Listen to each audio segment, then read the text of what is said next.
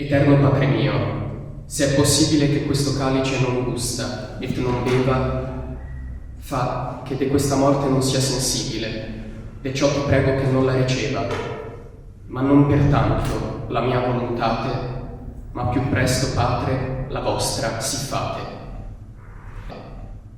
Ebbene, questo è il pezzo. La Passione di Cristo, sacra rappresentazione di origine medievale, diretta dal regista Andrea Chiodi e interpretata dagli allievi e dagli allievi attori del terzo anno dell'Accademia Carlo Goldoni.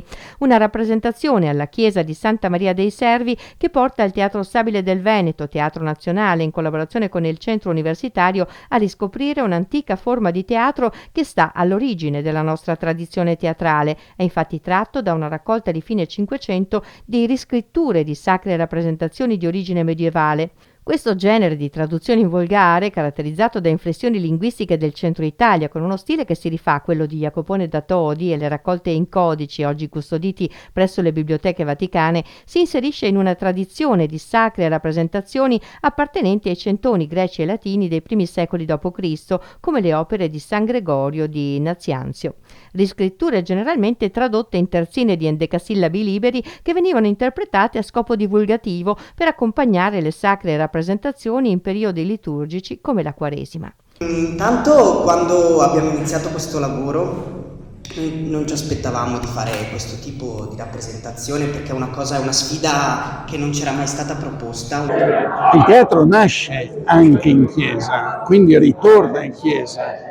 Questa è una sacra rappresentazione che ha un testo che più o meno viene scritto tra il 1100 e il 1200, poi ritradotto nel 1600, e Andrea Chiodi meritoriamente lo ripresenta in questa Settimana Santa. Noi siamo contentissimi di aver fatto questa operazione, di aver dato la possibilità anche ai nostri ragazzi di confrontarsi con un testo di straordinaria importanza e bellezza. La rappresentazione della Passione di Cristo alla chiesa di Santa Maria dei Servi si inserisce in un più ampio progetto del Teatro Stabile del Veneto di apertura al dialogo tra religioni, con l'obiettivo di incentivare la costruzione di nuove reti artistiche e culturali tra le diverse realtà del Veneto. Penso che sia una bella occasione per vivere la nostra cultura, la nostra storia, per renderla capace di parlare al mondo, ai ragazzi e ai giovani di oggi.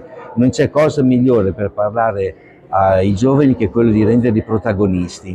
E c'è anche un'altra considerazione, che quando i giovani sono protagonisti, noi tutti siamo capaci di scoprire delle sorprese, di avere delle sorprese.